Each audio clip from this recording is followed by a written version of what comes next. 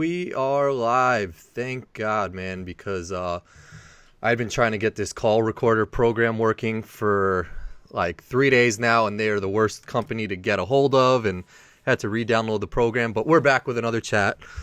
I'm here with a long-time buddy of mine, my friend Ben Zupnik. Thank you for joining me, man. Welcome to the podcast. I know we've been trying to have you on for a while, and just I have always just spoken to you, I guess, through Facebook, and like just not so much growing up. I guess we didn't really know what was going on too much politically, but as we've gotten older, you've gotten more involved in politics. You've done a couple awesome things. You've traveled to some amazing places. But first off, is this what you thought your typical Friday nights would be in your, I guess, are you 31 also? I'm 31, yeah. So, yeah, if you want to give people a quick introduction of yourself and maybe how we know each other, and then, yeah, just the floor is yours. Sure.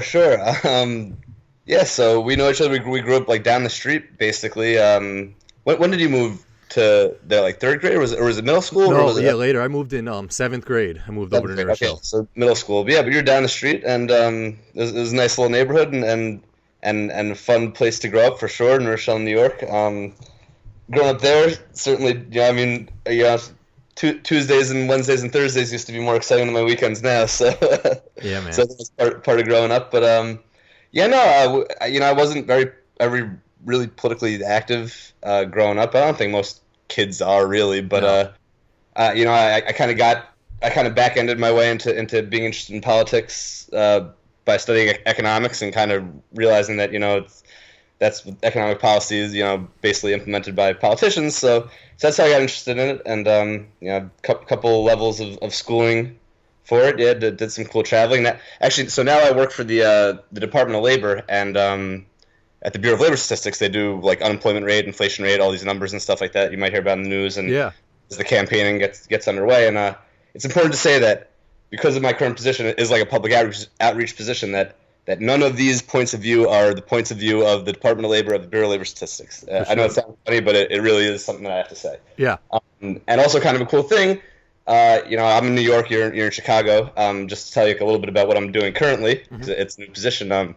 It's public outreach. So if you ever have a question about like unemployment rate, inflation rate, data, if you're trying to settle an argument with your buddy or something, and it's a number that the Bureau puts out, which is most things, you could contact someone. I'm in the New York region, so I don't focus on New York, but there's a Chicago office. There's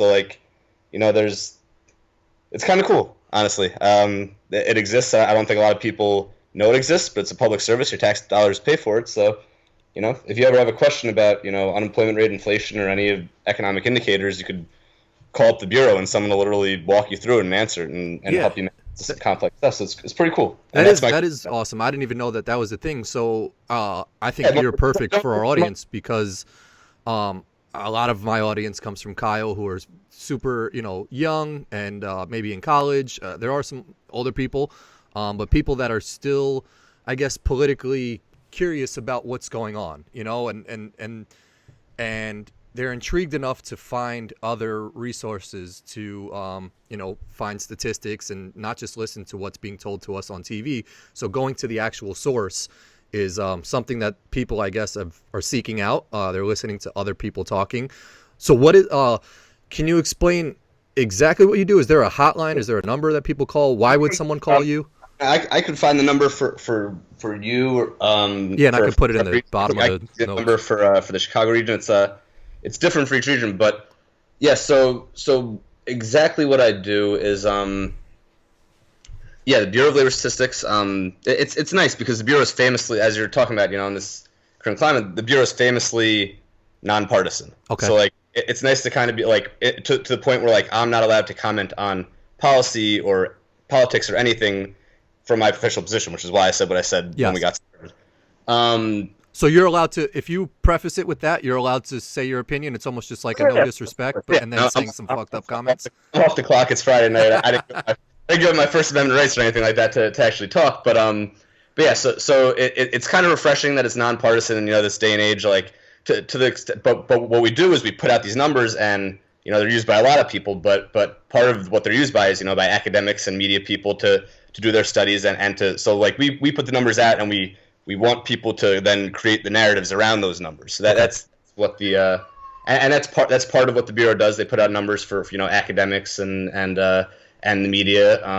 A lot of government programs, or like the amount that'll be paid out will be tied to like an inflation rate or something like that. So a lot of government programs are tied to that. Businesses could use the numbers for like contract escalation. Like if you're a manufacturer, you have some inputs and you want to track how those inputs prices are going to probably track over time. Both parties could agree to say, well, we'll pay this amount and we'll raise it over time by the amount of inflation for that specific product. So it gives companies certainty, or at least a certain amount of transparency in how things will be priced going forward. So there's a lot of great uses of the data. I'm in the New York region, so there's regional offices, and people will call up. Anyone's allowed to call up. Most people are from the financial sector or banks or academia or the media, but certainly a private citizen could contact us. They would email us or call us, and they'll either ask us, do you have this figure, or what does this figure mean, or they'll either call for clarification on something or call and ask if we have something, and we'll do our best to answer their question. And we're pretty knowledgeable. It's a very small team.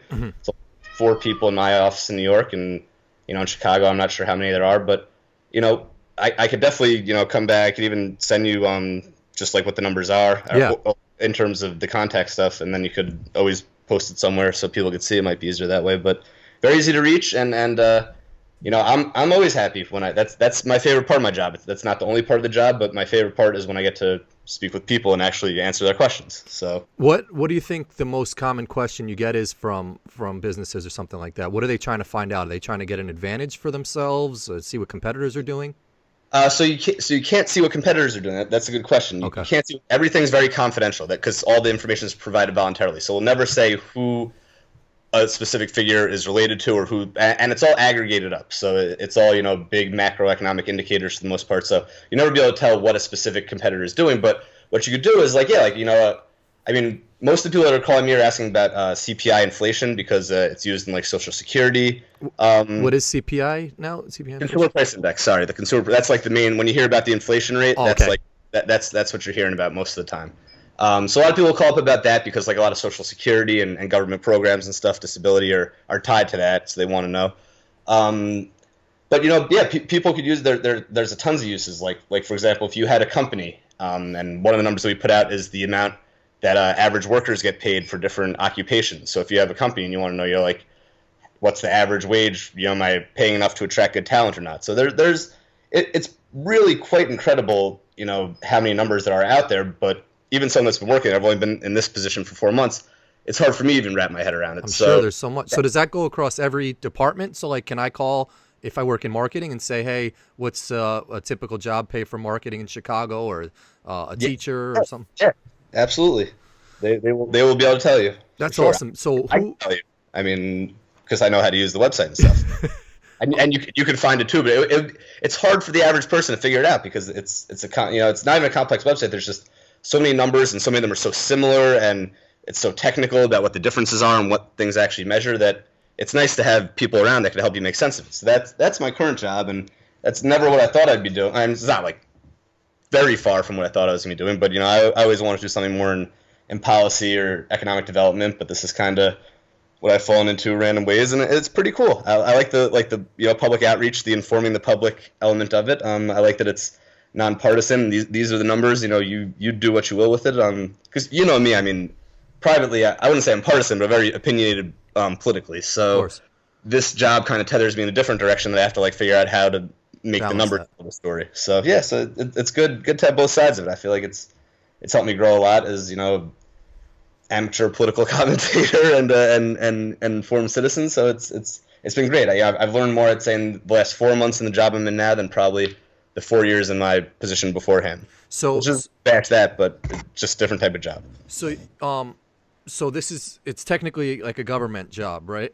Oh yeah, it's federal government, Department of Labor, regional office in New York. So would you say that, I know how it is in the sports world, where it's almost just like you got to break in through ticket sales, you got to break in through some entry barrier type of position to then network with another governmental person, and maybe you start working on a campaign or something like that. Is the government world sort of similar to that, where it's just like you break in and then you start navigating where you ultimately want to end up?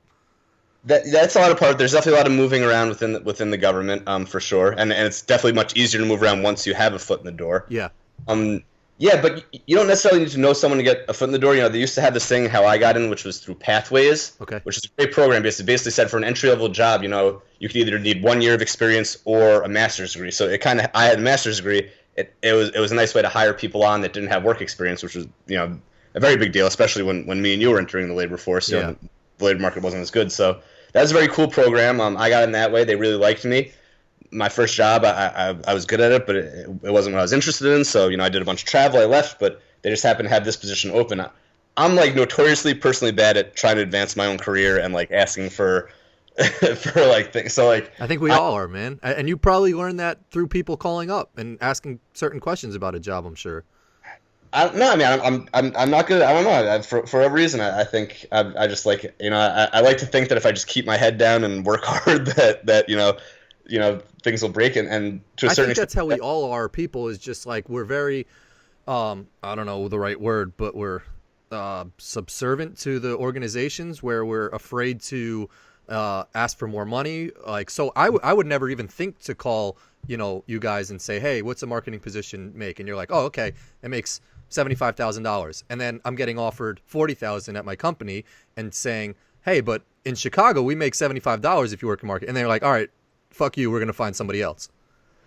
Yeah, that I don't know if I'd use those numbers for as a bargaining chip in for employment, because that, you know, they are macro numbers, so much different, like so many different people and different types of marketers are going into it. So you know your position best, and if you think you're getting a good or bad deal, and you kind of have to know your position of negotiation. Like, you already have a job, you know, but it is a good idea, you know, if you think you're undervalued, we could tell you for the occupational numbers, we could tell you for most occupations, the mean wage, the average wage, the median wage, like distributed 50%, and then we could tell you, like, I'm not sure if this is exactly accurate, but like it's like 10%, 25%, 75%, so like at a couple different breakdowns. So we can give you some interesting information there. I mean, it's great, and it's out there, and it's already paid for. Yeah. And I think a lot of times the problem is that, I mean, and people have limited capacity, but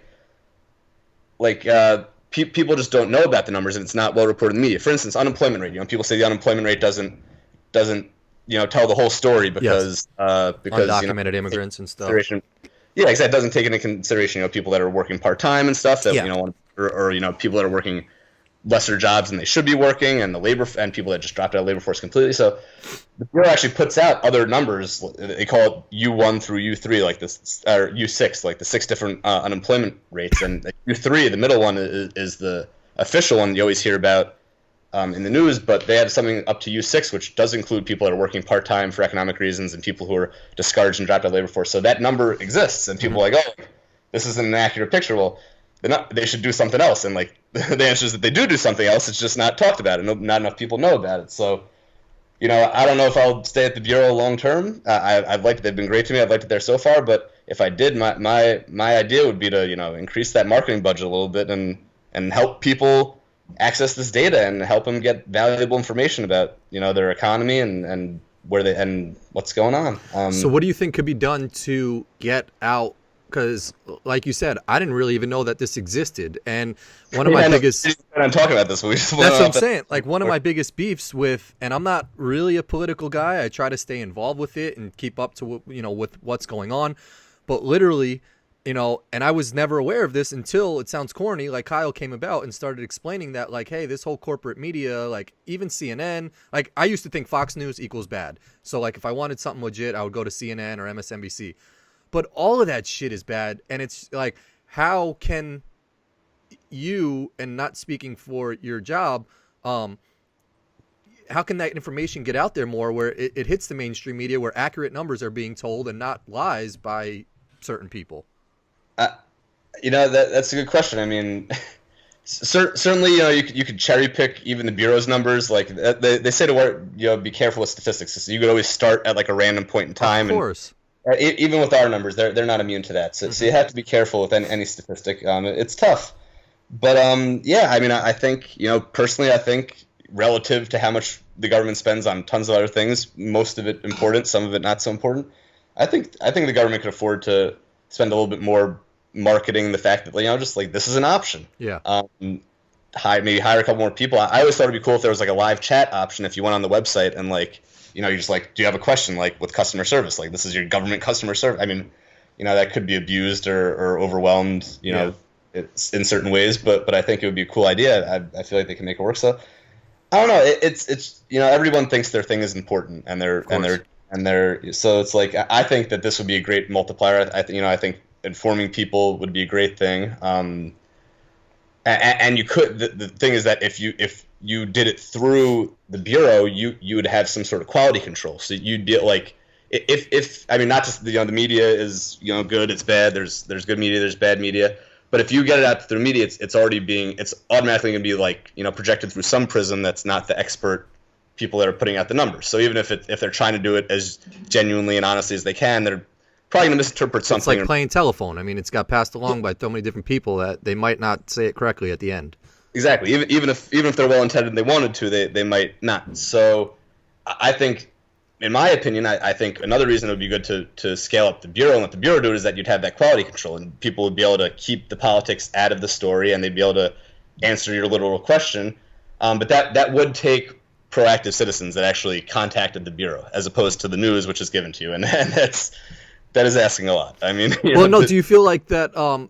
Like people now, being that the younger generations have gotten more involved with politics, with whether they're involved in school shootings and more open to this now. Have you seen or like spoken to people at work who have been there a while that said, "Hey, people are starting to get a little bit more involved and are hitting us up now, whereas before no one gave a shit."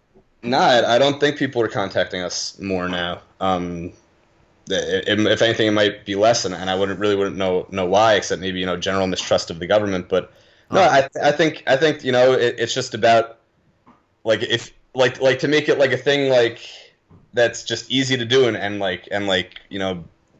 customer friendly or whatever it is. Just like hey Siri, what's the unemployment? And actually, Siri would fucking tell you. Oh, sorry, I don't know. Curse. Yeah, that's fine. I didn't need to there, but okay. Like Siri would probably tell you the unemployment rate from BLS, but that's different. In terms of like, I don't know, just making it easy. Like I was saying, like a customer chat or something like that, like a live chat or I mean, there is a hotline, so that already exists. You could already email questions. Yeah, I think just more awareness of it. I think how can I not and I don't want to like play devil's advocate and keep pushing back, but like I want to educate myself and learn more about this because I'm politically active. I want to know if things are going well, if they're not going well, if there's a certain trend happening. But how can I not think that the government is skewed a certain way? Like, hasn't Trump probably appointed someone to be the head of the Department of Labor who leans in his favor? He's had a couple labor secretaries. They finally landed on, I think, his third one. Okay. And there is a political appointee who's the commissioner of the Bureau of Labor Statistics. Mm-hmm.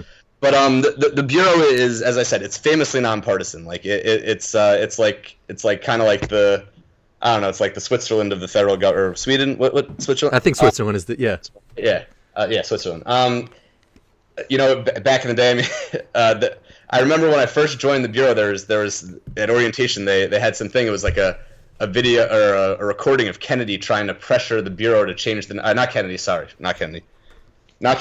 Nixon. Oh, okay. To trying to pressure the bureau, and like they had it on recording, and like it was a huge scandal for him, which was obviously overshadowed by other scandals for him. But if Trump tried to put some pressure on him, it would be big news. Like this is something that is kind of taken seriously, very seriously, and yeah. So I don't know what to tell you except say to trust me and to, I don't think anyone's even accused the bureau of skewing their number. Well, I mean that's not true because Trump has definitely probably said nasty things about the people have accused the bureau, but I don't think anyone that's not a fringe. Like I think there's a pretty wide-ranging consensus that the bureau's numbers they're not perfect, but they're as accurate as you're going to get, and they're as nonpartisan as you're going to get. So that's not going to be the issue. The The issue will be like, sampling size and statistical issues with the accuracy of the numbers, but it's not yeah, I don't really know how to answer that question except saying, this is what I want to trust, that the government is looking out for us and doing well, and that there's people like you who are genuine and authentic and are going to tell you exactly what the statistics are and not be biased. But if I'm in Alabama and I'm liberal, and I want to hear good things, and it could be skewed, and it could go the other way too. You could be in I don't know, Colorado or something, and a conservative calls and they hear a bias that leans, left. It's just like, you want to hope there's good people like you out there, but it's just hard to trust people in the government, and people have to do research and do their own homework. And then once you give me a number, trust, and also look at it yourself, and say, hey, that matches up with what I'm being told. It doesn't. And then press you a little bit on it. It's like, hey, I heard on the news that this is this. You're telling me this. Why? If there's a discrepancy, for sure. As I said before, I think when you handle it in-house within the government, I think there's less of a chance. Yeah. At least with the bureau, than of having even inadvertently having a bad story told, or obviously just telling a completely partisan story. I think once you get newspapers involved in it, and they're trying to sell, and they have their own, they have their agendas, agenda, they have their customer base like any other business. Even the best media outlets, and the most well-trusted ones. So I think, all I could say is that, there's never been like a real mainstream, pushback in terms of the accuracy of the BLS's numbers. It's been around for, I want to say 150, if not more years. It's really got a pretty sterling reputation. It's supported by both Democrats and Republicans. Nice. Like what the hell is supported by Democrats and Republicans? Nothing. So it's just it's like a rare thing. It's just like a nice thing. It's a gold standard. They even do a little training for other countries that are trying to help them figure out how to collect their data. So they're good career civil servants. It's like a core tenet of the BLS to be confidential and nonpartisan. Yeah. And I think everyone that I've ever met, takes that aspect of the job seriously. Was there a tough we could talk about this probably for the whole podcast, but was there a tough? Oh, your cat? Yeah. Is it a girl, guy? Boy, Babka. Baka. Not Babka. Babka. Babka. What's that? Jewish chocolate cake. It's delicious. Nice. You know how to all your years of living in New York? I've never heard Baka, and I've heard every single Yiddish and fucking Goyish and Babka. Babka. Yeah, I've never come across that one. You got Trader Joe's out in Chicago, right? Go to Trader Joe's. They got a Brooklyn style chocolate babka. It's delicious. Really? Yeah. All right. I imagine they'll have it out of Chicago too. They'll have if you ask a Chicagoan, this place called Portillo's has a famous chocolate cake that is just second to none. So I don't know if any chocolate cake could compare to that one. Probably not. This is just Trader Joe's supermarket trade, but it's very good for supermarket Trader Joe's cake. I've never been out to Chicago. I got to make it out. Come visit, man. I got to come visit. I think Andrew Siegel's having his wedding out there next summer or something, so I'll be out there by then. What's his connection to Chicago? His fiance is from here, or from there. Nice, man. Yeah, definitely. Yeah, definitely let you know when I'm out there for that, if not sooner. But yeah, it's definitely a lot to offer out there. I know. 100%, man. It's beautiful out here. It's similar to New York, where it's big buildings. It's a lot cleaner. Chicago's great. I love it. I work downtown, and you sort of get the same. I don't know. New York is just unique, where it's just like people are. I don't know. The perception of New York comes across correct. I feel like people are very stuck up. They're just very fast to get where they're going. And granted, I don't take the public transportation in the morning downtown in Chicago, so I don't see what people are like. But I feel there is a Midwestern vibe that are just people are friendlier than that New York, grittiness. Yeah. I mean, New Yorkers definitely, everyone's in a hurry, all the time for sure. DC was nice too, where I lived before. I think everywhere outside New York's a little bit slower and a little bit nicer. Yeah. But New York's got its charms. People are straight shooters. Yep. So you're gonna see some funny people, some characters. New York's got its charms. It's got its good stuff and its bad stuff. I never thought I would have lived in the city. Is that where you're living now? Is that where you're at? Yeah, I'm on the Upper West Side. I moved back. I wanted to live in Westchester, but then no one's left in Westchester, and there's nothing to do, and my job was an hour and a half away, and I was just not going to do that commute. But I'm very happy. I'm on the Upper West Side. It's quiet here. There's tons of parks, so it's a great neighborhood in the city. It's where like Seinfeld was filmed and stuff like that. And oh yeah, my aunt lives. She lives around she lives by Columbia. Yeah, like 120 or 110 or something like that. Yeah, she might be lower. I think 112 or something like that. But it's beautiful area over there by Tom's Restaurant. She's like 6 blocks away or something like that. Yeah, it's a beautiful area for sure. But I wanted to ask you, because you mentioned you lived in D.C. Sure. So you were working for the government in D.C. Was that what were you doing out there? So that was I was working with the Bureau of Labor Statistics still. That was my first job out of grad school, which was kind of the pathways thing that I kind of fell into. Mm-hmm. I was just training. I don't want to say just. I was training people to collect inflation data. Okay. So I was a trainer. So it was all internal. We send out field staff around the country to actually collect inflation data. Like they so go are to you guys making the surveys and finding out, like, how do you know how many people are working at a company? Like, where do you collect your data from? Yeah, I mean, you contact the companies and they get employment counts and stuff. What I was working on was inflation, so they were collecting prices. But we do have people that contact companies and get their employment rates or their wages that they pay, or anything we collect. We're collecting it either in person or over the phone. Everything's voluntary. Not everything, but most bureau surveys are voluntary. Mm-hmm. But people respond. You usually get like 70% response rates. It's people's civic duty for the most part. They're reasonable. It doesn't take too much time. So and what would you say has it been the same? Because that was probably under the Obama administration when you first started, right? Yeah, brief. So I guess I started in 2014. Yeah, so for a couple of years under Obama.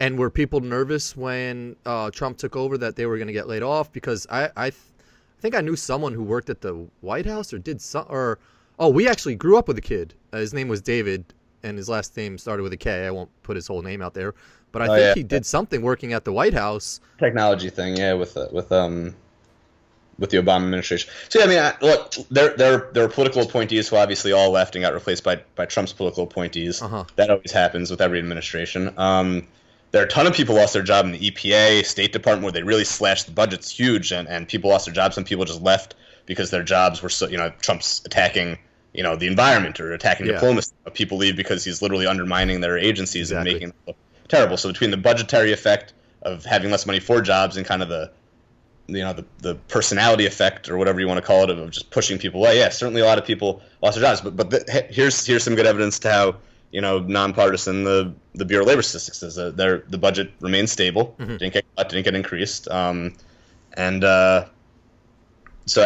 mean, they didn't have any layoffs really, so it's just it was kind of business as usual, because that's the point of the Bureau, to be like kind of at least a steady kind of it's something that policymakers could trust, that businesses could trust. That's the point of it. It's more important to have it be in the past like Nixon tried to pressure and it blew up in his face. So it's very rare that it happens, and I think it's kind of accepted and respected. Trump might question the numbers if they start becoming bad. They've been very good under him. I'll say that has less to do with him than you'd think for sure. I was going to ask that next. Is there an effect on previous presidents that benefits the person in office now? Like, say somebody takes over next and it's a Bernie Sanders that Republicans are so against, and the numbers start to go well, and liberals are just like, he's a god to them. I love Bernie Sanders. Yeah, I love Bernie too. But if the numbers start to go down and it's because of Trump, it's going to look bad upon Bernie. So like, do you think that happens? At 1,000,000%, yeah, for sure. Uh-huh. The president is not that influential on these things. What's currently happening? What's up? Exactly. What's currently happening? Yeah, I mean, they could have huge effects on other things, but yeah, I mean, there's always a lag. I mean, there's the business cycle. So eventually, sooner rather than later, there's going to be a recession at some point. It can't be an expansion forever. Yeah.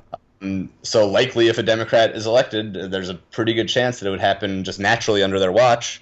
There's much less tax revenue now after that Trump tax bill to provide any sort of stimulus for the next. I mean, not that would necessarily stop them from doing it. They might just rack up more debt. But no, there's always a time lag with these things. the economy was starting to look good at the end of the Obama administration, and then basically what Trump did is he came in and he supercharged it with unnecessary tax cuts. That's why all these numbers look incredibly good, because it's like, oh wow, the unemployment rate is now 3.5% instead of being like 4% or 3.8%. I'm making up numbers like without the tax cut. So it's like it would have been good without that, and we would have also had more money to do whatever the hell we wanted to do with. I mean, So what does that mean? Like he had a tax cut for the billionaires, which allowed them to spend more, which in turn made our economy look better? Yeah. Yes, a little bit better. Yeah, that's a very good point. It was a tax cut mostly for the billionaires, and that's why it had less of a expansionary effect than people would have guessed, because the economy was already strong. Yeah. You're supposed to cut taxes when the economy is weak, and provide stimulus spending when the economy is weak to bolster it up. Yes.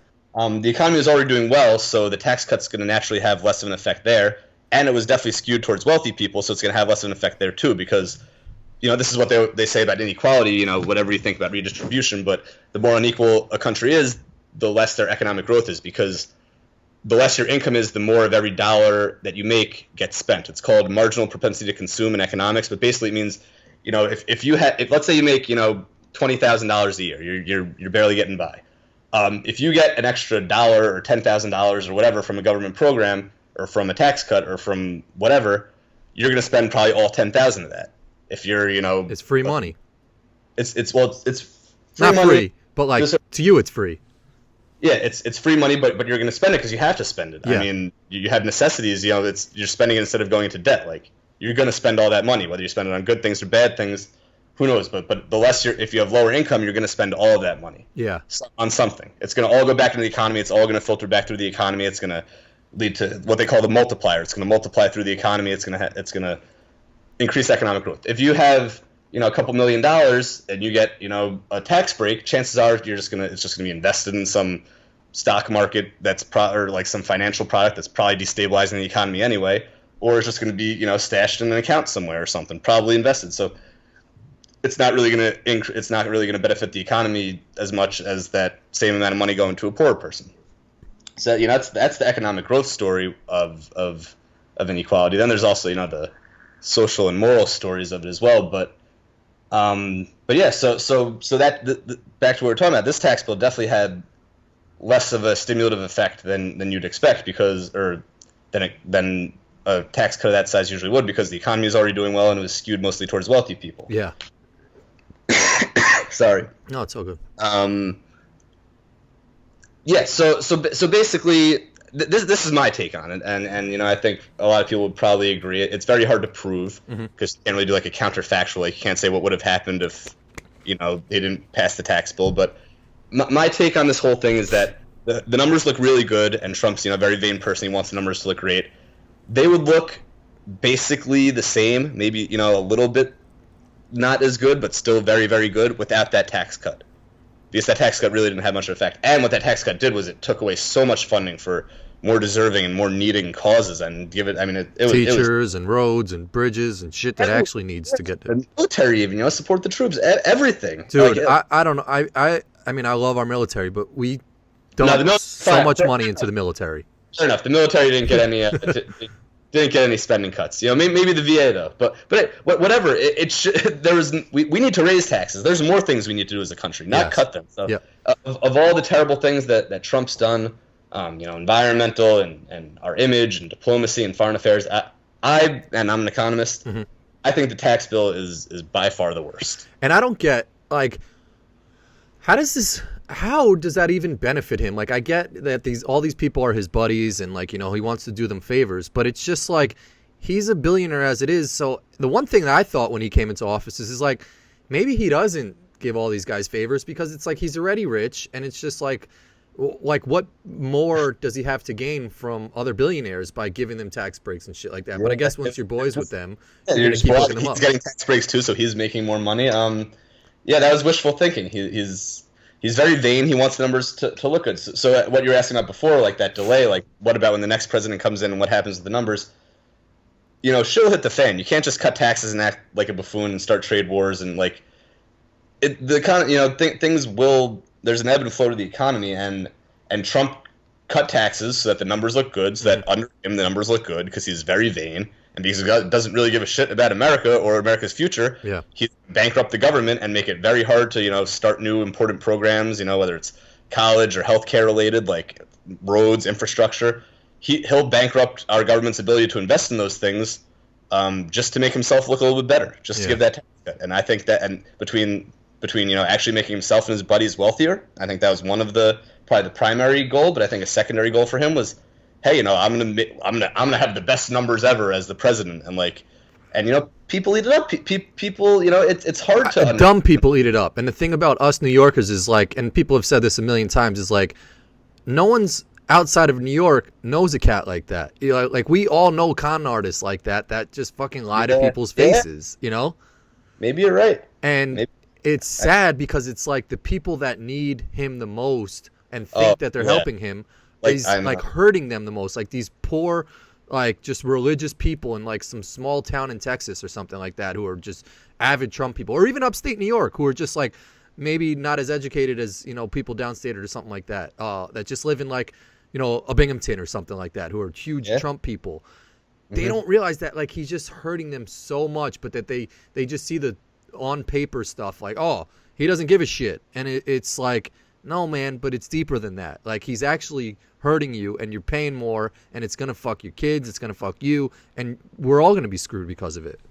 Yeah, I mean, he's mortgaging the country's future, whether it's our finances or our environment. He's mortgaging our future to make himself look good now. I mean, New Yorkers have known Trump's been a piece of shit for a long time. I mean, he was stiffing contractors and declaring bankruptcy and stuff for decades, and being racist, and doing racially insensitive things for decades before he left New York for the national stage. So it's no secret to us, but that's an interesting point. These people really do believe and want to believe, and I mean how how the son of a billionaire who became a billionaire New Yorker became the herald bearer of blue collar middle America is kind of a head scratcher to me. But I guess he said the right things for them, and he knew how to be a demagogue, and he knew how to pander to them, and it is sad because Trump does not care about those people. I mean, it's obvious in his policies, and it's obvious in his.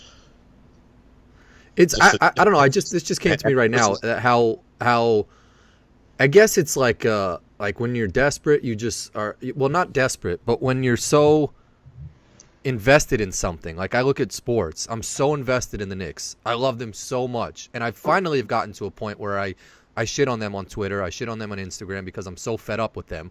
But there's other Knicks fans out there that will just defend James Dolan to the grave and defend every decision that GMs make, and we do it with the Yankees, I'm sure too. It's just I mean, hopefully Garrett Cole's great, but Jacoby Ellsbury, Garrett Cole would be great. We got a couple of championships coming our way, Corin. I hope so. I really hope so. The 2020 is going to be a good decade for Yankees fans, but sorry, continue. No, I'm just saying that I could see how in the sports realm of it, for us, we defend that's your American flag for sports. It's just you defend that to the grave, and if someone talks shit about the Yankees, you're gonna fucking go right after them and be like, hey man, 27 championships or whatever the hell it is, and all this, you're gonna find anything you can to get a dig at them, and that's what people do with Trump. That's the people that defend Trump. They love him so much that you can't say anything bad about them.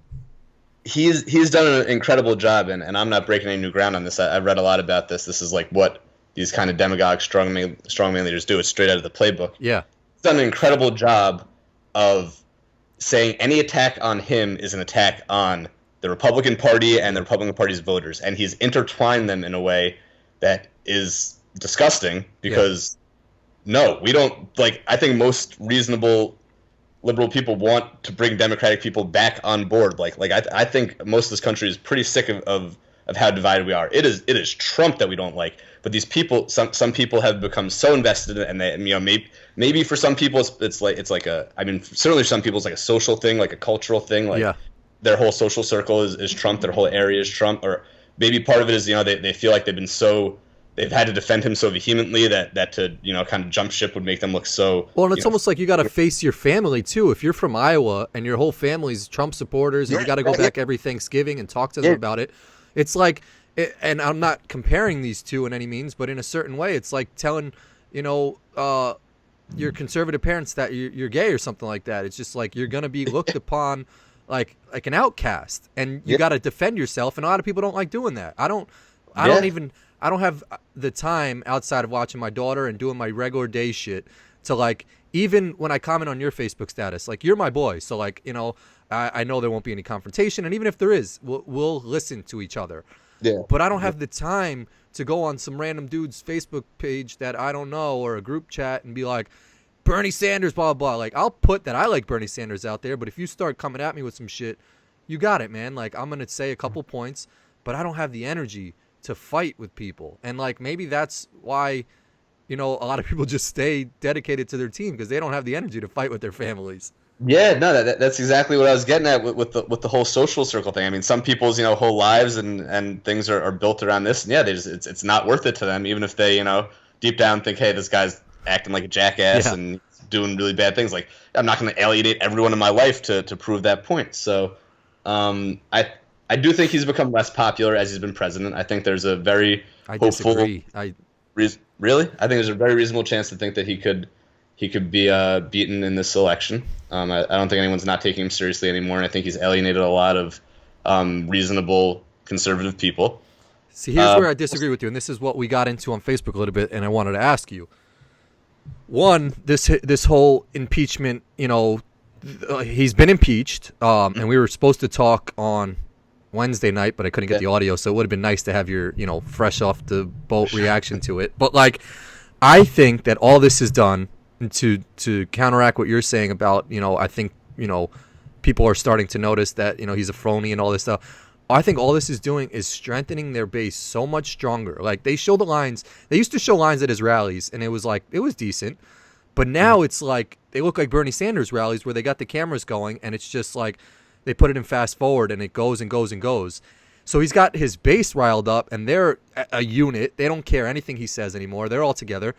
But now he's got everybody in Congress against on his side too, who in the past might have been against his policies, but now it's not a Trump thing anymore. It's a Republican versus Democrat thing, and that's bigger than Trump. And I think it's terrible for our country right now, because whether or not you agree with Trump or not, you think he's a bad person. I'm a Republican. I disagree with what the Democrats are doing in this whole process of impeachment, blah, blah, blah. So I'm voting Trump and Republican again.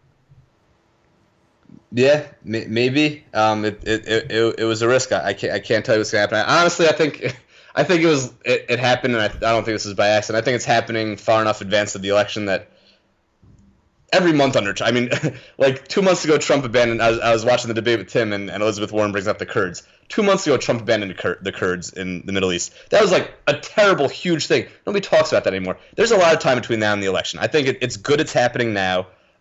Could it rile up his base? Could it politically be a bad move? Absolutely. He's not going to get removed from office. Yeah. I think eventually you have to put your foot down and say, you got to stop doing this, and we're going to have it on record that what Bernie Sanders says, you're the most corrupt president in modern history. We're going to have it on record that there's nothing, you could never undo this blemish, and hopefully it opens up enough eyes.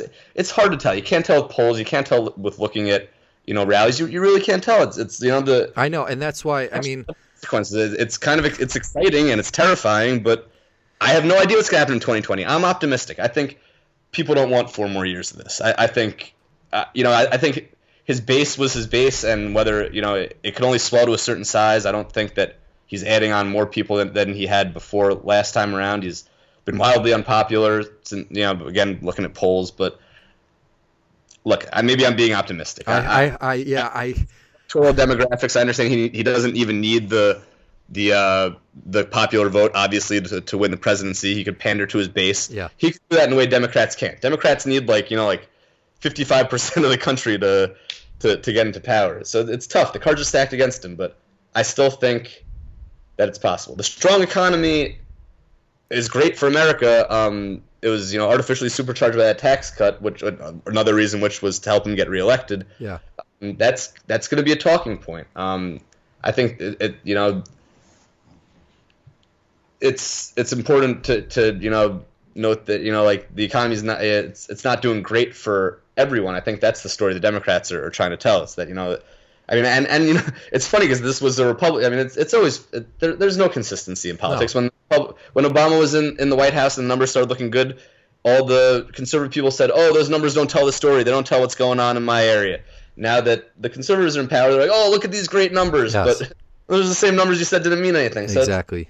it's hard to say. People are very inconsistent, of course. And that's why politics is so frustrating, man. And I just that's why someone like Bernie is so incredible because he's been consistent.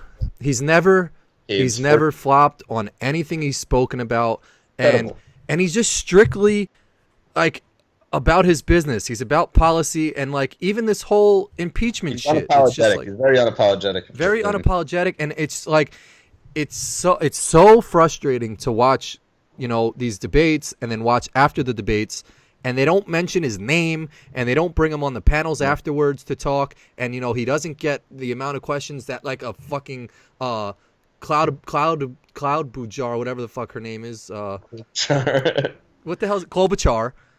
Like, and then they prop up Pete Buttigieg, who's just like so like, it's like we've seen articles of Buttigieg writing book reports about Bernie Sanders. It's like having a Michael Jordan and a young kid coming up, and it's just like Michael Jordan's right there. Let's use the guy who is our pedigree. Like, stop. Yeah. Like, they don't give him enough credit, and it's just like they won't say his name at the top of the polls, and they'll say, you know, someone's in third place and rising. It's it's so frustrating. I usually turn the debate off after the debates, so I don't know what happens afterwards. But yeah, I mean, I think Bernie is acknowledged as a premier candidate. I actually like Buttigieg. I think there's a very interesting, you know, that guy. You like Buttigieg? Yeah, I like Buttigieg. Dude, I like his, I do. I think he is willing to do anything for anybody in power that will help him become president. Whether it's Mark Zuckerberg and Facebook and sitting in a fucking car with him and singing karaoke, whatever the hell they did that one day, or, you know, just he can't even run South Bend, Indiana. The guy like is just not fit or prepared. Maybe in a couple years you want to like get powdered a little bit. It's just he scares me. And now with these wine cellar meetings, he's just a piece of Play-Doh that's just molded by all these people who are in his ear, who have influence. I don't know. I think he. I mean, look. I don't know. This guy served as a veteran. He's a Rhodes Scholar. I'm not taking anything away from that. Look, might he not be ready? Sure. If I would certainly vote for. Here's where we're getting at before. I think there's a very interesting argument to be had about what's more electable. I don't know if you could be elected on a Medicare for all campaign. As great of a policy as it is, I don't know. There's an argument to be had for the progressive, for the more moderate policies, especially if you use the savings for all the other things that the country needs. I mean, that's my most recent blog post actually was about more moderate policies and more of them, more of like a. But who's the gold star for making a more moderate policy? It's Bernie putting all these things on the table. You got to go extreme to get even somewhere to where you want to be. The thing, I don't know. Maybe you start really far to the left and then you end in the middle. I don't know how much of that really exists in politics though, because I think these senators on each side, they're smart people and they know what their red lines are. They have.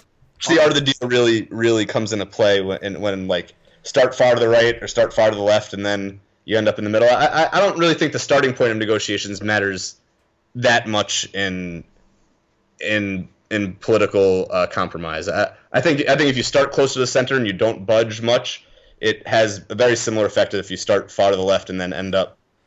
But here's my point, and I don't want to sound too much of like a Bernie homer and all this stuff, but it's just like I'll vote for Bernie. Whoever the Democratic candidate is should be voted for, and even Bernie's campaign guy. I was reading an article about obviously in 2016 there's Bernie or bust, and now people are somewhat talking about it again with people like Buttigieg, and even one of Bernie's campaign advisors that they interviewed was like, that's retarded. Like, no, sorry, well that's an offensive word, whatever. Yeah.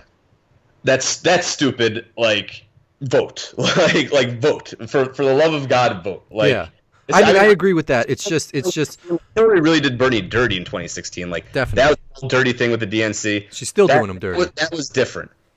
And we didn't know how bad Trump was. We thought we knew how bad he was, but we didn't know for sure. Like, now there's no dirty Hillary situation with the DNC. It's a real open convention. Like, Trump is worse than we thought he could be. Yeah. someone other than Bernie or Warren or whoever your progressive candidate is makes it through the primary, just fucking support them. Just get out and vote and get rid of this guy. Yeah. This and then there's still a lot of work to be done, of course, all the underlying causes that led to Trump. But reasonable people should be able to unite behind the opposition. I agree, and I think that I still think you're a little too optimistic to the fact that this stuff isn't still rigged against the Bernie Sanders, because, like I said, I watch all these corporate media stations, and it's just plain sight. And you write is it considered a blog? Yeah. Okay. I mean, I put out something like about once every couple months, so it's really just but it's great content, and I want to talk about that a little bit more. But the fact that the New York Times and the Tribune and all these papers don't give Bernie Sanders the credit that he's due and the respect that he's earned is just easy to see, and it's very, very frustrating, man, because it should be an even playing field. Everyone should get the same amount of questions. It's gotten to a point where I don't even know how you watch the debates anymore, man, because I didn't watch them last night. One, because I knew it was on. I forgot I was watching Lakers Bucks, which to me is a bigger deal. Yeah, I saw that afterwards too. But it's frustrating to watch because even the Tulsi Gabbard has great points, or Andrew Yang, but they don't get the same amount of questions or the same amount of time as some of these other people. So I watched last night, and I don't disagree with you there, but I will say last night there were 7 people on the stage, and they did do a better job of spreading that. Okay. When there's 15 people on the stage or whatever it was, 10 people, it's hard. And I think Bernie was getting decent time. I mean, it was a lot of Warren and Biden early on, but Bernie was one of the top people who was getting more time in the beginning as well. But I think they did a good job last night of getting everyone their time. And I think as the field whittles down. But I can't speak to the Bernie not getting as much press and like the Times and stuff, but I don't doubt it if you've noticed it. But I think his voice and his story is getting out there. Nobody doesn't know about him, so he'll. Maybe the media, because he's doing a great job, I think, of the grassroots movement. Grassroots, he's getting people excited, no question about it. Yeah. And he's got good ideas, no question about it. And he's been consistent with them and very honorable and transparent and very rare in politics. So yeah, he's the white knight of the Democratic Party. There's no question about that. I won't say that there might not be some media bias to it. I don't know, there is or there isn't, but I guess what I was saying is that there's no structural thing in place, it seems like, this time, like there was in 2016. Like in 2016, all the whatever super delegates, like everyone basically decided it was Hillary's thing. There was even that, I forget exactly what the DNC cover up was, but there was something where they were like literally down in Brazil was like, or something with I know what you're talking about. There was something that was like literally like actually like substantively tilting the playing field against him. Yes. Not going on here. So structurally there's nothing in his way. You hope not. I mean, we don't necessarily know, but you hope not. I mean, I don't think we could say for sure. I forget, I was messaging with Andrew Siegel. He's also likes to talk politics a lot. And we both basically said, like, I don't know how they're going to pick a candidate. Like, if it goes into whenever they have to pick the candidate, like, it's probably going to be at the Democratic convention or whatever, wherever they pick it, and like it'll probably be something that like happens behind closed doors. Because I don't think there's going to be a clear-cut winner out of this field, and when there's no clear-cut winner, it's a compromise between. Well, I mean, there's going to be votes, and someone's going to come up on top. Yeah, but I'm pretty sure I don't know this for a fact, but I'm pretty sure if nobody has a plurality or over a certain threshold, then it ends up like going to convention, and like it could be like decide like there are ways in which I don't want to speak on that because I don't know well enough, but I think there are ways that like it could essentially end up coming down to like if one person doesn't have enough of the vote, then it somehow redirected to something else of other people. I don't know that for a fact, but I'm pretty sure it can work that way. But either way, I don't know. The last point on this, I think someone like Bernie Sanders will, if he's toe to toe with Trump, there's no bullshit. There's not. You can't call him Pocahontas. You can't, say you're taking money like Buttigieg. Biden has lost his mind, so hopefully he's gone. The thing about Bernie is like he's just gangster, where he just talks about the shit that matters. He stays on policy and substance, and he doesn't stoop to Trump's bullshit. And Trump will just look like the complete moron he is, because he's going to be saying this shit, and Bernie's not going to be. Once you start getting back on him on that level of talking, about all this other bullshit and, responding to the nickname he gave you, then you're evening it out with him. But if you're up here and he's still down here, you could tell. Yeah, no. Bernie's a New York Jew from Brooklyn. He's a fucking straight shooter, just like I was saying. He will go toe to toe with Trump, and I do believe he could beat Trump. Trump will call him a socialist. Yeah, I think he's ready for that. I think Bernie's ready to make his case to the American people. That's not the case specifically, and exactly what his views are. But yeah.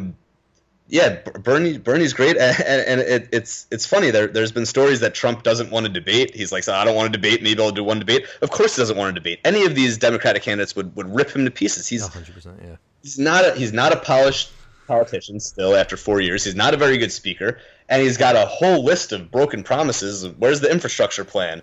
Where's the better medical? Where's the better healthcare plan? You had all levers of Congress for 2 years. All you did was pass a tax cut for wealthy people and cut environmental regulations. Where are all the things you promised to help working class people? Where are they? Yeah, I agree. He's got that list of broken precedents. That's why I'm optimistic. That I think that people understand the threat of Trump more now. I think more people are turned on. They know how bad he is. He's got all the history of doing all this bad thing, and I don't know. I kind of lost train of thought, but. I hope you're right, brother, but I think you're giving a lot too much credit to us Americans. I still think that we're pretty dumb. Well, I'm an eternal optimist, so or I try to be at least. So let me ask you a little bit, because you're sort of the OG in the blogging. I've been there for a while. You've been there for a while. Do you almost so first talk about your blog? Talk about when you started, why you started. And then I sort of want to ask you if you almost wish you started on YouTube before. Sure. I started this in 2011, maybe. Or so this is it's normal narratives. Normative narratives. Normative narratives. So normative is a term in social sciences. It means how things should be. You take a normative stance that's a kind of ethical, moral, as opposed to what is it? It's normative. Slanted. No, there's another term that's the opposite side of normative, and I can't think of it right now. But which is basically it's empirical, one's observed, and one's how things should be, and so normative is how things should be, and narratives is a story. So how it started, I was in grad school. It was right around, I think it actually might have been closer to 2012, closer to the Obama second campaign. I guess he was running against Romney there or whatever, and yeah, I was posting a whole bunch of shit on. I'd gone through my education, and I'd taken more economics classes, and I becoming more interested, and I was posting a lot of stuff on Facebook, and a friend of mine was just like, hey man, you got good views, but this is annoying, why don't you kind of consolidate it all in one place? So I started Normative Narratives, and it started off, I was a terrible writer, but I had a lot of time. I was in grad school, so I was putting out a terribly written article every day, and it was what? Well, I mean, it wasn't terrible. It was terribly written, that the points would probably be well taken by your audience or by a progressive audience, but the writing wasn't good quality. But I had time, and over time, I became more refined in my research and my writing, and figuring out when I had a good story to tell. I'd only write when I had something to say, as opposed to trying to write to a schedule. It's a nice part about not being for money or anything like that, or any sort of real job. So it's a lot of fun. I mean, I put out one blog the last year. My last blog was about I forget what, but before that. My last blog was a month ago, was about presidential candidates. But if I have anything to say that I don't think is already being said, then I don't feel like I need to say it. The blog's never going to be a commercial success, because I put out one story every randomly couple months. You're never going to get any sort of traffic or anything that way. But it's fun. It's my little it's passion my project. Yeah. It's my corner of the internet. The YouTube thing, that's an interesting question. Because it's a lot quicker to say your point of view than it's to write a refined piece. I mean, I think I still could go on. Yeah, you should. I could go on video every day and give my thoughts of the day for 10 or 15 minutes, and maybe I probably should. I mean, it would be a lot more popular. Maybe I will at some point. Because yeah, I mean, to just talk about things is easy. Nobody's checking your grammar or your words. You know, it's like more your quick initial take. So yeah, and you can go live. I mean, you can get instant feedback from people. There's a lot of pros to YouTube that I mean, I'm sure you know or don't know, and there's cons as well. But yeah, I mean, I give you a lot of respect for just, writing, because that's not something that I could do at all. Even if I was interested about something, I would just put a little quick statement about the Knicks or something like that. But to actually sit down and write about it is that's admirable. It's thank you. It's it's a fun thing, especially as I do it now on my own schedule, and I don't try to have any story at any given point. It's just a way and it's a way for me to organize my thoughts. It's a lot of it is like kind of, I guess, maybe a little bit more bigger picture than day-to-day stuff, or it's like bigger trends. So it's a nice way for me to just kind of put my thoughts on the table, get them out there if anyone wants to read them. But kind of, it's a nice way to organize my thoughts on bigger issues, and to kind of say, hey, like when things don't go well, say, hey, I said they should have gone differently, and you should have listened to me. That's a good thing too, is to have it written down on paper. Where a video, I mean, who's to say that YouTube could get hacked and all the videos get deleted and we never have them again? No, you're right. No, but no, YouTube would be another way to. The video is a fine way to say I made this point as well. Yeah, no, it's trying to make you feel better. I won't rule it out. It would be a lot easier. I'd get a lot more content out, which would be nice. I don't know. I'll talk to you and you on the sidelines, and you could give me some tips, because it's something that I could be interested in. Yeah, I mean, it all depends on what you're looking to do too. If you get joy out of just writing your articles and putting them out, and you got a little community of people that read. It wouldn't be an either or. I'd still do. I do that. Like, I'm not writing anything actively right now. Honestly, I could see myself not writing anything until the election season, or until the election becomes imminent, or there's a Democratic nominee, unless something. So if people want to check it out, is it .com? Can you say the URL? www.normativenarratives.com. NORMATIVE. Oh God, I can't spell. Normativenarratives.com. Put it into Google. Google it or something, it'll pop up. Yeah, if you Google normative narratives and spell it reasonably, it should come up.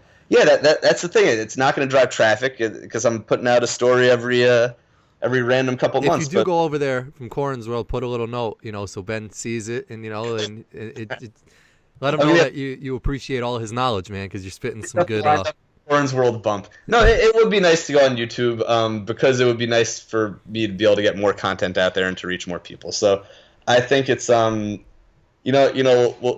see as the campaign season picks up. Maybe I will, or even afterwards when politics is less cool. Maybe I will too. I won't rule it out. It's just, I don't know. Inertia is a strong force, and I like to do my yoga after work. So yeah. But it takes 10-15 minutes. I mean, you don't have to proofread. You don't really even have to because I think about this stuff during the day. I wouldn't really even have to think about it. Yeah. Much more than I already do. So how do you come across what you're going to write about? Is it just something that you see that you're interested in? So I read the news a lot, and so usually it's somehow related to something that's going on current events wise. What sources are you getting your news from? Where do you go to learn about this? Yeah, I basically only I go from one source. It's a very nonpartisan, very dry source, or I think so at least. Reuters, Thomson Reuters. They do so they put out what I think is it's dry. There's not a lot of dressing on it, which I think is good, because it's kind of one place I could go. I get almost all my news from there. Yeah, no one's trying to make a name for themselves, really, hopefully. Exactly. And I can put my dressing on it to the extent that. So it's almost like the BLS of articles, in my opinion. I thought, a lot of people would be bored and not like it, because they'd be like, this is a turkey sandwich with no mayo and nothing on it. It's like, but for me, it's good from my point, because, I understand the issues, so I could think my own spin into the stories, or I could think what I think of the story. But yeah, it's not a broadly popular, but so that's where I get most of my news from. I'll go to the New York Times, I'll go to BBC or whatever, The Guardian, or Washington Post or Huffington Post or whoever.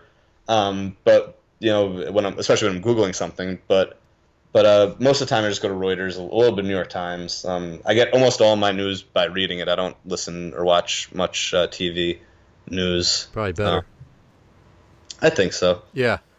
It's just like there's not a voice. You're reading in your own voice, so you give yourself you could think of it, I think, a little more critically while you read it. At least I can. So that's awesome.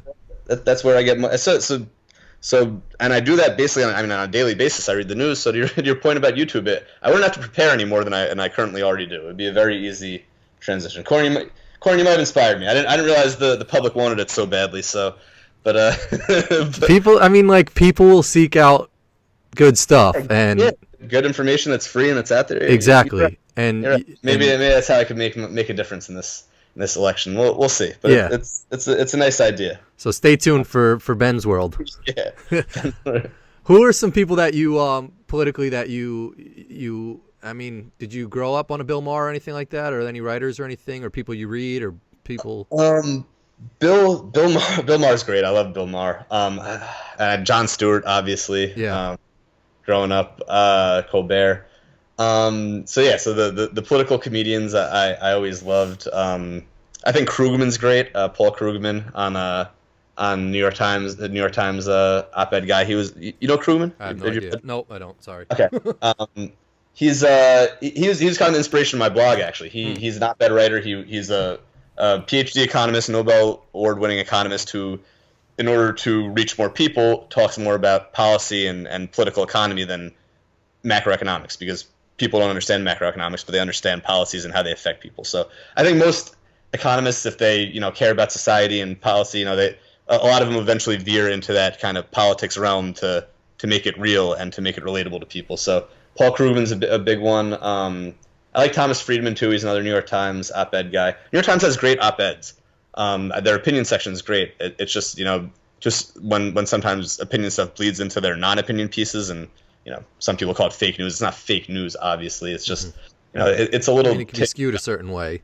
It's a little skewed. So that's why I like their opinion stuff, because it's called opinion, and it's opinion. Yep. And so New York Times got great opinion stuff. So I usually go New York Times for opinion stuff. Krugman and Friedman being two of my favorites, and Paul Krugman and Thomas Friedman, and then I usually go to Reuters for like the what's going on day to day basis. And I don't know. I don't have Amartya Sen was a development economist. He's very old. He might even be dead, so he's not putting anything else out. But he wrote my favorite book. I don't think he's dead. I think he's just very old. Mm-hmm. So he's not going to be putting new stuff out. There's these guys, Thomas Piketty and Emmanuel Saez, I believe his name is pronounced. Mm-hmm. They've written. They're these economists who have done a ton of research on inequality. And written some pretty good books. So I like their stuff. So yeah, I was gonna say I don't have a lot of, a lot of people, but I got a couple people. I guess. Yeah, you just named a shit ton, man. It seems like you do a lot of research and are superly. I do a lot of reading. That's for sure. Yeah. Did you always think you were politically like interested? Because growing up, we were just into sports. We would play stickball. We would just fuck around. I don't know that many kids. Maybe some kids are. I think it's natural as you get old. Well, not natural, but I think it's not unnatural to develop at an older age. Mm-hmm. I still love sports, and we didn't really talk about sports, but we could talk about that or talk about that another time. Because basketball and baseball, I could talk. I'm sorry, football and baseball. Mm-hmm. Basketball, you'd be leading the conversation. I could talk about forever. Yeah. But yeah, I don't know. I didn't think I'd be politically engaged to the extent that I am growing up. But I will say I think growing up I always had a sense of what I thought was fair and right and reasonable. And I think that those are the seeds that when you're younger that lead you to become politically active when you're older, because you realize that is the way that change is driven. Do you think you're Jewish? I'm Jewish. Do you think you were brought up a certain way, and not against anything against Christians or Catholics or any other religion out there, but like with morals that, just be a good person, respect other people and all that stuff, helped you become the person you are today? Yeah. Well, of course, yeah. Family is very important, no matter what your religion is, in determining your values. And I definitely think that my Jewish upbringing has an effect. I'm not religiously Jewish, but Same. I've become more and more proud of my cultural and Judaism as I've gotten older. Um, and I think that yeah, definitely my parents instilled good values in me growing up. And I think to a certain extent, certainly the persecution the Jewish people have gone through historically makes them more, I think, compassionate people. I think it makes them more open-minded. I think it makes them, able to identify with other, stand in other people's shoes and see their pain, in ways that is very unique. And I think that, yeah, Jewish people, I think, definitely have, a We're strong. also, I mean, not to make this a Jewish thing, but smarter because of it too. Like, we're not, we Yeah. don't fall into. We had to survive. It's only the smart survive. Exactly. But I wanted to ask you because you mentioned yoga before, and Sure. you lived in India. I went to India for a month Okay. to do yoga training. And how did that come about? And what did you learn from that? And how has yoga changed you as a person? Oh man, that's a great question. Yoga changed me as a person drastically. I love yoga. I don't know if you know this or not about me, but I've struggled with depression at periods of my life, Okay. and yoga is an incredible part of the equation in countering that. It makes you feel great. It makes you look good. There are pretty girls in the classes. It's great. I started out doing yoga in my senior year of college, not high school, college. I needed a gym credit to pass, and Tim Zahner, who's been on your program before, had done yoga the semester before, and he suggested to me, he said it was great. And my mom has done yoga for decades. She can't do it as much now because of physical limitations, but so and she did it. It's like, you know what, I'm 20 years old. If my best friend and my mom agree on something, it must be pretty good, because at that point in your life, usually those two people don't agree on anything. So I tried it. And they're not going to lie to you. Exactly. They're not going to lie to me, and they're coming at my life from usually two very different vantage points. Yes. So the fact that they're aligning on that is something. So I did a gym credit, so I thought I'd take it. I liked it. I didn't love it. I think when I was younger, I was probably like a little bit, like a little bit more self-conscious about like being a guy doing yoga. Of course. So I started. I'd do it like once a week as like a kind of a complement to my weightlifting. I lift weights 3 or 4 times a week and do yoga to kind of stretch. And over time, those two things kind of changed to the point where I don't even really do weightlifting anymore now, and I do yoga like 4 or 5 times a week if I can, Wow. almost every day. So how the India thing happened, I knew I wanted to move back to New York. I didn't have a job lined up, so I decided to quit my other job and just travel for a couple months. And I was like, why don't I start off with this awesome thing? And India is where yoga was. But what made you rethink about yoga? Because it went from gym class to just college, remembering you had a good time doing yoga, and you're like, fuck it, let me sign up for a yoga program in India? Well, I continued doing yoga from college to that point, yeah. So I was doing it like once a week, and then over time it went to like, it basically switched places with weightlifting. So you knew that it was helping you, you knew that you were enjoying it, and you just, kept doing it more and more and more. It makes you feel great, it makes you look great, and especially with my history of depression and things like that, it's incredibly helpful for that. It's just great for everything. I think, to be perfectly honest. I don't usually try to push I'm very opinionated politically, but I usually don't try to push my political beliefs on people. I let them try to come to me, or I usually try to meet them on their middle ground and talk about what they believe too. But yoga I will try to push on people. I think everyone could enjoy it. I think it's great. So I knew I was going to travel, and I said, like, let me take this opportunity to also go do a beautiful yoga teacher training in a beautiful part of India.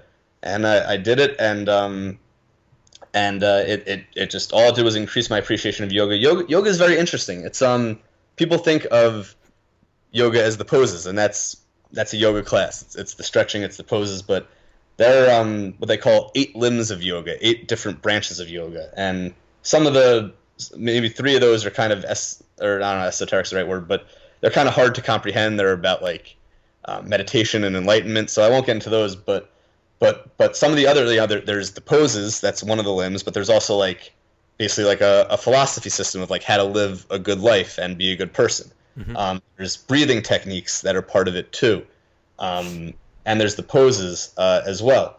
So like you take those things and it becomes more than just a exercise. It becomes like A kind of a lifestyle. lifestyle. Yeah. And a lot of yogis are vegetarian and vegan. I'm not that. I did when I went on the month in India. It was the place I went to was no alcohol and no meat for a month, which was very interesting for me. I'd never done that before. Well, alcohol, I guess, before I started drinking when I was younger. But so that was very interesting. I learned so much about the philosophy of yoga, the other parts of it, the breathing techniques, better alignment. Because when you're in a class, there's only so much a teacher could do. But when you're going to a training where they're teaching you the things, I learned a ton about alignment. About there were like classroom style classes about like anatomy and biology and nutrition and stuff that I learned about too. So I just learned so much more about the non yoga poses part of yoga and also the yoga poses part about yoga, and it was an incredible program. I had an incredible time. How does that help you in a place like New York City where people are aggressive and they're just get the fuck out of my way? Like, does it challenge it? Is it a good thing? Because it's almost just like it constantly gives you chances to try to practice what you've learned. I mean, a big saying in yoga is basically what you're doing on the mat is to then be able to take it off the mat and apply it into life and try to be calmer in life. And so it definitely helps living in DC is not quite as fast paced, but it's very hectic and high pressure in its own way, and New York City obviously. So yoga helps. I mean, yoga definitely it helps me deal with my environment.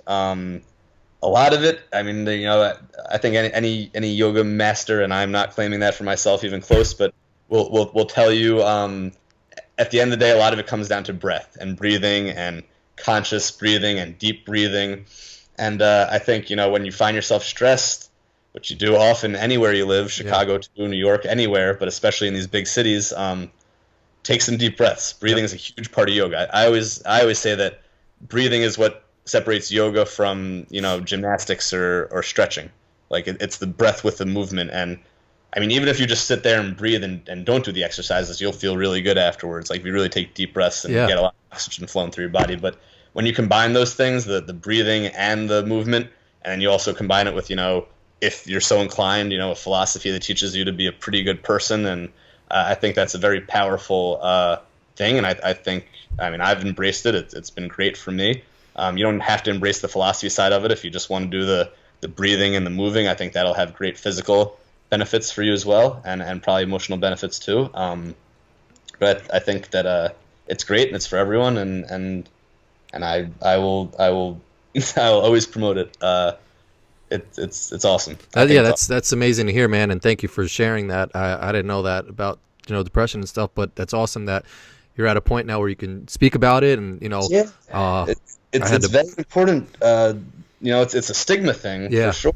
So the more you can talk about it, and I don't know the statistics off the top of my hand, but men are much more likely to not talk about it. They're much more likely to commit suicide. I mean, the numbers are out there. It's staggering, and especially for men, because there's the masculinity aspect of it. It's such bullshit. But we grew up in New Rochelle. There's a lot of I don't want to use toxic masculinity, but essentially that in a less snowflakey way of saying it.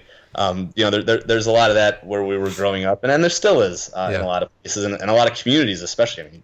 I think it's tough for people to get out of that community. You get trapped in there, whether it's you just comfort or I was very fortunate where I'm sure as your parents were. My mom was always willing to give me everything. It's whether it's making me pancakes in the morning or like just giving me $20 if I needed for gas. And it's just like we're fortunate where we didn't have to struggle as much, but it also hurt us in the sense where we didn't really get to be as independent as kids in maybe an inner city, or had to grow up on a farm and just go out on the farm every day and raise cow or whatever shit you do on a farm. But like, I think it's super important to leave your comfort zone at some point, which you did. You lived in DC, even going to college outside of your state, and going abroad is the biggest thing, man, because it's like you learn so much about other people, which in turn helps you. And Absolutely. I think traveling is the biggest thing that people can do. And whether you have money or not, there's means to like go and travel. If you're Jewish, you could do birthright. I'm sure you can go with your church on some church group. But like, I agree with you with the whole mental aspect thing, man, because I'm always trying to figure out for myself, like, am I being a good person? And just like, I constantly battle myself of, is today a good day? Is today a bad day? Like, as long as you are aware of what's going on, I think my wife's father was super important to this because he's a Buddhist, and maybe you came across some of that in India. Yeah, absolutely. There's the intersection between Buddhist philosophy and yoga philosophy. At a certain point, it becomes hard to separate them. Exactly, and that's what I was going to ask you. Is almost like, have you started, thinking of Buddhist philosophies because they're big on, being a good person and breathing and, Yeah. I mean, as I said, it's hard to say where one ends and one begins at a lot of places. I'm reading this guy. I haven't read very far into it, but this guy Thich Nhat Hanh, he's like a Buddhist monk. Kind of. He's I feel like we learned about him back in like middle school or something. Yeah, he's written a lot of books, I haven't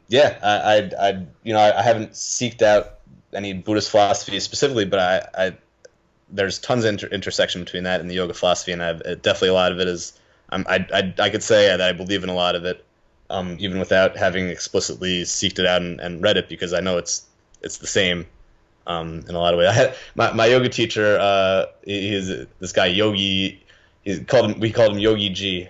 He was like kind of the official yogi at the yoga school, or like the main one. And in one of our philosophy classes, he said something very interesting, and I very much agreed with it. But he wasn't always a very clear speaker, but he was clear in this thing, and he basically said he's like you put the Buddha and Jesus and Moses and all the big time Allah, all of the major prophets of all the religions in a room, and they're going to agree about 99.9% of all the same thing. It's the modern commercialized religion that wants to separate people. So all that's to say is that if you're a good person, then you probably believe in all the Buddhist stuff too. Like it's like if you're a good Christian or a good Jew, you probably believe in a lot of. And it's not like you're not praying to someone else. You're not like giving money to someone else. You're not. It's all about you. So like it's got to be good. It's like figuring out what's best for you and how you can be the best person. Whereas like other religions, it's like you're praying to someone else, and it's like, no, man, it's like when everybody says it's about me, and like as fucked up as it is, as good of a person as I'll be, in turn, it'll make someone else be better because you're a good person. So like, I don't know too much about it, but I love the Buddhist like philosophy so much. And absolutely. And sorry, go ahead. No, I was just gonna say that my wife's father, George, who's had a chat before, he always explains to me that and I feel bad because it's like sometimes I'll use it as a crutch, or I'll use it to my advantage when it helps me. But he says that's a good thing about Buddhism is like you could come and go as you please. There's no like. There's no, and I'm sure maybe the yoga is the same thing. Like you can miss a couple days and maybe you'd hear some shit, but you'd still be welcome back the same way if you missed a week or something. Absolutely. You wouldn't even hear some shit. The yoga communities I've been part of have always been very welcoming, great places. And there's a saying in one of the yoga books, scriptures, like the source books that I read, and it's a favorite, another favorite little quip of mine from there, and it basically says that nothing that you do to better yourself could really be selfish as long as you're doing it ultimately to be a better person in society. So like you don't have to feel guilty about taking care of yourself because you can't take care of other people until you've taken care of yourself. Yeah, I think that's awesome, and I think that is I think that's amazing. You could be selfish and take a ton for yourself and not give anything back, and then you're not a good person. But you're just a dick. Yeah, but if you're taking your mental health day, or you're pampering yourself with a nice meal, or whatever you have to do to get your mind right, like if you're doing that to get your mind right, to then go out and be a good person in the world and be a source of inspiration and love and friendliness towards other people and wisdom. If you're doing that, then don't have any reservations about pampering yourself a little bit and treating yourself a little bit, because that's necessary. Nobody could just give, and never take for themselves, you'd drive yourself crazy, you'd work yourself to death or something like that. So 100%. Yeah, I would like to read more Buddhist stuff, but I feel like I kind of know it almost. I mean, like you said, they go hand in hand, and you're just being a good person and living that lifestyle, and just I think that in turn, yeah. If you're a good person of any religion or agnostic or atheist, if you're a good person, you're already halfway towards any Buddhist or yoga philosophy anyway, because a lot of it is based on things that you inherently know and are common sense towards being a good person, and there's always gonna be a lot of intersection there. So yeah, man, I love yoga. If you ever want to talk about that on the sideline, I'd love to help you get into it, man. I think it's great. I think all your viewers should check it out. Most yoga studios will have like a great introductory offer where you, I mean, I don't know about Chicago, but most places, like, if you pay like $20, you'll be able to go for like 2 weeks for unlimited amount. Mm-hmm. So and you could find a beginner's class very easily, and especially in most places. Or look online if you want to do it in your house to start or something like that. Yeah, absolutely right. That's absolutely true. Although I usually do recommend that first timers go to a studio try it with someone else first few times, because just like anything, but especially with yoga, if you do the poses wrong, you could hurt yourself. So that's a good point. I'd recommend at least trying in studio, and then if you like it, then you could try taking it back to your apartment, or if you do start off with the videos online, start off very basic. That's downward dog. Yeah, exactly. The vinyasa, downward dog, upward dog, plank pose, lower push-up. So. Ben, you're definitely welcome back on the podcast. We have a lot more to talk about with sports. And then, obviously, when a Democratic candidate gets chosen, when you start your YouTube channel, you're welcome back. What's next for you? Are there plans to do anything else politically? Or is it just continue the yoga, continue working, put your head down, and see where the road goes? That's a good question. The YouTube channel, I guess, is on its way. Uh-huh. I don't know. I would like to get a little bit more involved in the 2020 campaign, but we'll see if that does happen or not. But that is a goal of mine. I've wanted to get involved in some mental health advocacy stuff after this election's over. Who the hell knows? I'd like to. Now I'm back in New York. I'd like to settle down, find a nice lady, and hopefully my future has that in mind, and that'll help tether me in a lot of good ways. But who knows? Maybe run for office at some point in life. I won't rule it out. But where's life going right now? I'm happy to be back home in New York after a couple of years in DC and traveling, being close to my family. It has been great. The new job is very interesting. Mm-hmm. Enjoy the holiday season and then see what my first spring and summer in New York have in store for me. It's an exciting time. It was a lot of change recently, and then at first that was not so easy because don't always deal with change so well. But change in what aspect? If I'm just moving back to New York. Everything, man. I mean, I quit my job. I traveled. So moving back to New York, you think moving back into a place is gonna, but it's not the same. It's in a lot of ways it's even harder because you think it's gonna be the same, but it's not. So just getting used to a new place to live and a new job, and has been a lot of change in my life, but things seem to be settling in a very nice way. So I'm excited to see what the future holds. I'm as unsure about it as I've ever been, but I think I think you're doing the right things. You're doing something that makes you happy. You have a passion project where you're writing that makes you happy as well. As long as you're staying happy, staying busy doing good things. Exactly. I think you're a super smart dude, man. I got a lot of respect for you because I used to read your shit back in the day and be like, I don't know what the fuck he's saying, but the shit looks good. It sounds smart.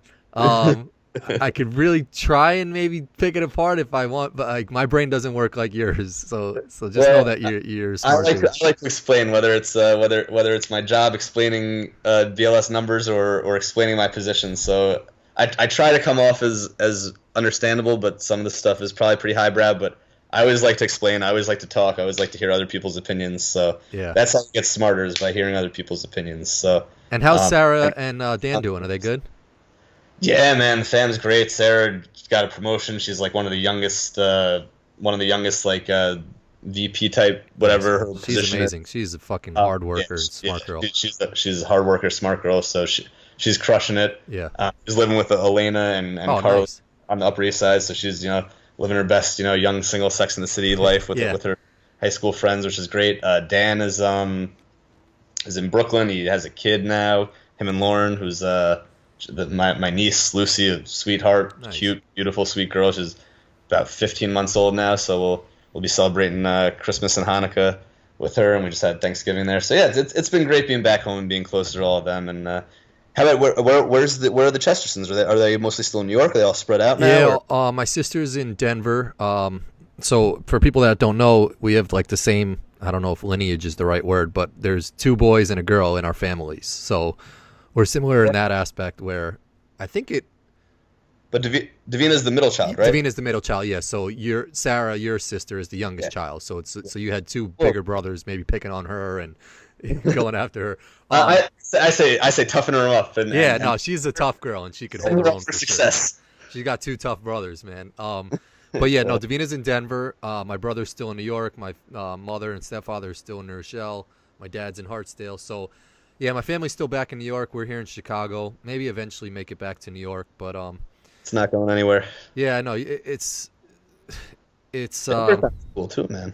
What's that? Denver sounds great too. Denver's amazing, man. I love visiting my sister out there. It's such a cool spot, so chill. How long does it take to get there from Chicago? Flight is not bad. I don't know, 2 hours or something like that. But stuff's expensive, man, and it's just like you. Can you drive it, or is it like prohibitively far? Yeah, driving's I think like 13 or something like that. Yeah, it's far. But that's the toughest thing is just being away from family. What's up? I said that's the toughest thing is just being away from family, you know. But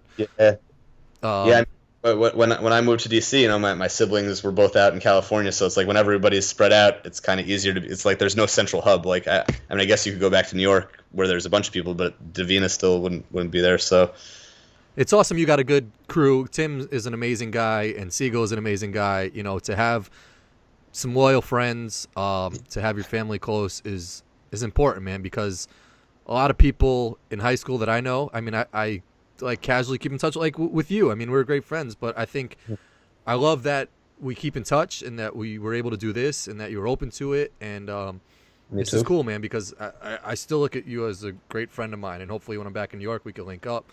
And that's what I think a lot more people need to do is reconnect with old people and just stay in touch and just, I don't know.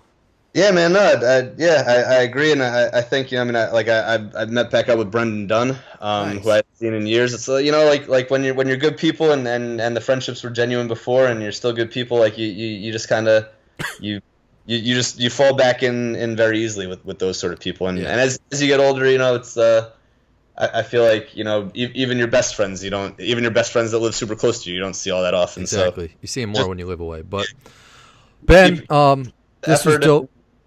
Anything else you want to add in there before we chop off? No. This was fun, and let's do it again sometime in the future. Yeah, I mean, we get a Democratic candidate or something. That sounds absolutely, like fun, man. Whenever you want to come back on, if you want to talk more about something that you think of that. True, we could talk about sports too. Yeah, you're definitely welcome to talk about sports. I don't know what people's attention spans are for an hour and a half, but I thought this was awesome. Again, thank you so much for doing it. What's that? Time flies. It's been an hour and a half, huh? Hour and a half, yeah. All right. I'm about to get on and watch more of The Witcher. It's the new Game of